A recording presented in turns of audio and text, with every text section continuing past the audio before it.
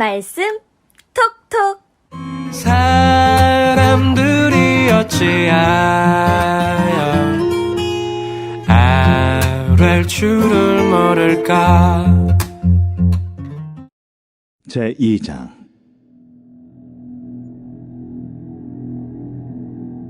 눈의 아들 여호수아가 시딤에서 두 사람을 정탐꾼으로 보내며 이르되, 가서 그 땅과 여리고를 엿보라. 그들이 가서 라합이라 하는 기생의 집에 들어가 거기서 유숙하더니 어떤 사람이 여리고 왕에게 말하여 이르되, 보소서, 이 밤에 이스라엘 자손 중에 몇 사람이 이 땅을 정탐하러 이리로 들어왔나이다. 여리고 왕이 라합에게 사람을 보내어 이르되, 내게로 와서 네 집에 들어간 그 사람들을 끌어내라.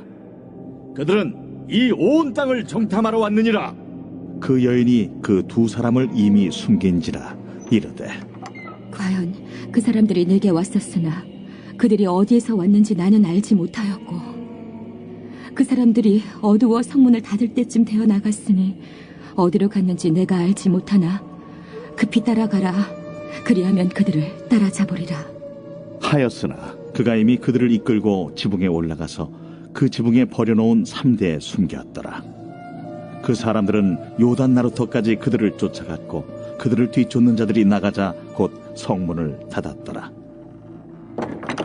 또 그들이 눕기 전에 라합이 지붕에 올라가서 그들에게 이르러 말하되, 여호와께서 이 땅을 너희에게 주신 줄을 내가 아노라.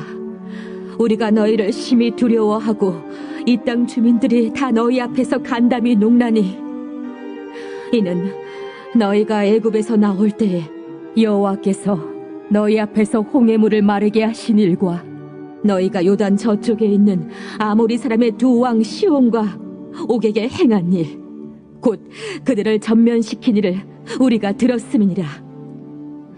우리가 듣자 곧 마음이 녹았고 너희로 말미암아 사람이 정신을 잃었나니, 너희의 하나님 여호와는 위로는 하늘에서도 아래로는 땅에서도 하나님이시니라.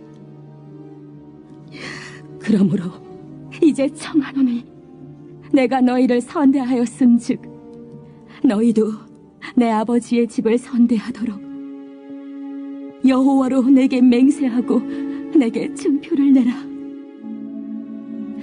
그리고 나의 부모와 나의 남녀 형제와 그들에게 속한 모든 사람을 살려주어 우리 목숨을 죽음에서 건져내라. 내가 우리의 이 일을 누설하지 아니하면 우리의 목숨으로 너희를 대신할 것이요, 여호와께서 우리에게 이 땅을 주실 때에는 인자하고 진실하게 너를 대우하리라.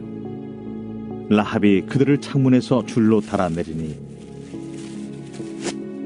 그의 집이 성벽 위에 있으므로 그가 성벽 위에 거주하였음이라. 라합이 그들에게 이르되, 두렵건대 뒤쫓는 사람들이 너희와 마주칠까 하노니 너희는 산으로 가서 거기서 사흘 동안 숨어 있다가 뒤쫓는 자들이 돌아간 후에 너희의 길을 갈지니라. 내가 우리에게 서약하게 한 이 맹세에 대하여 우리가 허물이 없게 하리니, 우리가 이 땅에 들어올 때에 우리를 달아내린 창문에 이 붉은 줄을 매고 내 부모와 형제와 내 아버지의 가족을 다 내 집에 모으라. 누구든지 내 집 문을 나가서 거리로 가면 그의 피가 그의 머리로 돌아갈 것이요, 우리는 허물이 없으리라. 그러나 누구든지 너와 함께 집에 있는 자에게 손을 대면 그의 피는 우리의 머리로 돌아오려니와, 내가 우리의 이 일을 누설하면 내가 우리에게 서약하게 한 맹세에 대하여 우리에게 허물이 없으리라. 너희의 말대로 할 것이라 하고 그들을 보내어 가게 하고 붉은 줄을 창문에 매니라. 그들이 가서 산에 이르러 뒤쫓는 자들이 돌아가기까지 사흘을 거기 머물매 뒤쫓는 자들이 그들을 길에서 두루 찾다가 찾지 못하니라. 그 두 사람이 돌이켜 산에서 내려와 강을 건너 눈의 아들 여호수아에게 나아가서 그들이 겪은 모든 일을 고하고 또 여호수아에게 이르되, 진실로 여호와께서 그 온 땅을 우리 손에 주셨으므로 그 땅의 모든 주민이 우리 앞에서 간담이 높도이다. 샬롬, 여러분 반갑습니다. 하나님께서 오늘도 좋은 날 우리들에게 허락해 주셨습니다. 행복한 날 되시고 여러분 기도하시는 거에 또 응답받는 그런 날 되셨으면 좋겠습니다. 어제 1장에 이제 여호수아를 시작하면서 하나님께서 여호수아에게 여러 가지 명령을 하시고 율법을 지켜 행해라 그런 말씀을 하시면서 그 말이 끝난 다음에 이제 여호수아가 이스라엘 백성에게 그 말씀들을 선포하게 되고 이스라엘 백성이 여호수아에게 응답하는 장면이 1장의 후반부에 적혀 있습니다. 거기에 이 이스라엘 백성들이 여호수아에게 응답하는 장면을 통해서 순종의 4가지 측면에 대해서 우리가 한번 생각을 해볼 만한 그런 내용이 있는데요. 이것을 4가지 ever라는 영어 단어로 표현을 합니다. 16절부터 이렇게 보면은 당신이 우리에게 명령하신 것은 무엇이든지 그랬죠? 무엇이든지 whatever. 당신이 우리를 보내시는 곳에는 어디든지 wherever. 17절에 보면 언제든지 whenever. 18절에 보면 누구든지 whoever. 그래서 무엇이든 어디든 언제든 누구든 즉각적으로 그 말씀에 하나님의 말씀에 순종하겠습니다 라는 그런 의지를 드러내는 장면이 있습니다. 이제 그런 순종의 모습이 드러나는 장면이 이제 2장에 주어지게 되는데 그 본문이 잘 아시는 기생 라합이 등장하는 그런 장면이죠. 이 여호수아가 시딤에서 2사람을 정탐꾼을 세워서 여리고로 보내게 됩니다. 보내게 되는데 정탐꾼 하면 이스라엘 백성들에게 그리고 여호수아에게는 뭐랄까요? 이게 그 트라우마 같은 사건이죠. 어떤 사건이었습니까? 40년 전에 불신앙의 고백을 했던 정탐꾼들로 인해서 이스라엘 백성들이 40년의 광야 생활을 하게 되었죠. 그때 당사자가 여호수아 갈렙이었습니다. 오늘 본문에 나오는 여호수아가 그 당사자 아닙니까? 여호수아 갈렙은 신앙적인 고백으로 나머지 정탐꾼은 불신앙의 고백으로 고백을 하게 됐는데 그래서 40년을 광야 생활을 한 겁니다. 그러니까 오늘 여호수아가 이제 명령을 해서 2사람을 정탐꾼으로 보내는데 여호수아나 가는 정탐꾼에게나 그들의 마음속에서 올라오는 그 트라우마가 있었을 거예요. 그때의 실수들, 혹시라도 그때의 실수가 또 반복되지는 않을까 그런 생각이 있을 법하죠. 특히나 이 여리고성은 난공불락의 요새와 같은 성이었지 않습니까? 그래서 이런 어려운 상황 속에서 명령에 따라서 그 정탐꾼들이 아까 말씀드렸던 것처럼 순종의 4가지 측면에 의거해서 그 정탐의 길을 떠나는 장면들이 이제 나오게 됩니다. 그렇게 해서 우리 여러분 주일학교에서 많이 들어보셨을 거예요. 기생 라합을 통해서 이들이 구원받게 되는 그리고 나중에는 기생 라합의 가정이 구원받게 되는 그런 이야기들이 펼쳐지게 되는데 우리가 여기에서 집중해서 볼 수 있는 2가지 인물이 있습니다.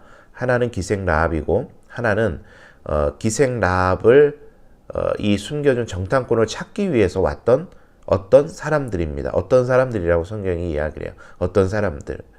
자, 라합은 기생이죠.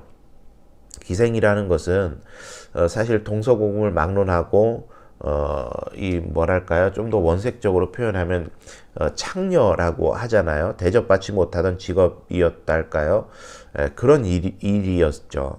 돈을 받고 성을 파는 여자였을 수도 있겠고 또 하나의 해석은 무녀일 것이다. 즉 당시 신전에서 이 신들의 어떤 성행위를 통해서 신들이 성행위를 해서 그것이 출산하고 연결이 되고 농업의 그런 열매로 연결된다고 그들이 믿었기 때문에 신들의 성행위를 촉발시키기 위해서 제사를 드리러 온 사람들과 성행위를 하게 되는 무녀들이 신전에 있었다라는 거죠. 그러니까 이렇든 저렇든 도덕적으로 윤리적으로 인정받지 못하던 그런 천시되던 인물입니다. 두 번째 등장하는 아무개들은요, 이름을 밝히지는 않았습니다만은 그 당시에 여리고의 왕이 보낸 사람들입니다. 무슨 말이냐? 그러니까 왕궁의 어떤 일들을 보살피는 사람들이었을 것이고, 어떤 이 지역에서 일어나는 정보들에 쉽게 이제 고급 정보에 접근이 가능한 그런 사람들, 그런 사람들이 부리는 그런 사람들이었을 겁니다. 그런데 똑같은 소식에 다르게 반응해요. 어디서 많이 보고 들었던 장면이다 싶습니다. 어딘가 하니까 예수님께서 마국간에 태어나실 때 그랬죠. 동방의 박사들, 목자들, 인정받지 못하던 사람들이 천사의 소식을 듣고 예수 그리스도를 마국간으로 경배하기 위해 옵니다. 그런데 똑같은 소식을 들은 헤롯궁전의 사람들은 예수님을 죽이기 위해서 오게 되죠. 똑같은 소식을 들었지만 다른 반응을 하는 것을 보게 되죠. 여러분, 기생 라합이 붉은색 표를 걸고 그 안에 들어온 모든 사람들이 살게 된 것은 예수 그리스도의 구원을 예표하는 것이라고 그렇게 해석을 합니다. 그 주님의 복음이 세상적으로는 고위직에 있는 사람들의 왔고, 사람들에게도 왔고, 또 세상적으로 낮고 천한 직업을 가진 사람에게도 동일하게 임하게 됐습니다. 그런데 그 복음을 받아들인 사람들은 누구죠? 자신을 죄인으로 여기고 하나님의 은혜가 필요하다라고 무릎 꿇는 사람들에게 이 은혜가 임하게 되었다라는 사실입니다. 다시 한번 위로 돌아가 보면 전적 순종, 하나님의 말씀이 우리의 삶에 임하게 됐을 때 그 말씀의 전적 순종으로 반응하는 사람들에게 하나님의 은혜가 임한다라는 사실에 대해서 오늘 본문 우리들에게 가르쳐주고 있습니다. 여러분, 오늘 하루도 하나님의 말씀을 그저 경전으로 받아들이지 마시고 오늘 나에게 주시는 말씀이다 받아들이심을 통해서 아까 초반에 말씀을 드렸죠. 무엇이든 어디든 언제든 누구든 그 말씀 가운데 순종하심을 통해 기생 라합과 그 가문이 구원받은 것처럼 하나님의 놀라우신 구원의 은혜가 우리 가정에, 나에게, 그리고 내가 속한 지역사회 가운데 임하게 되는 그런 은혜를 공급받는 여러분 되시기를 바랍니다. 오늘 하루도 좋은 하루 되시고 내일 또 만나 뵙도록 하겠습니다.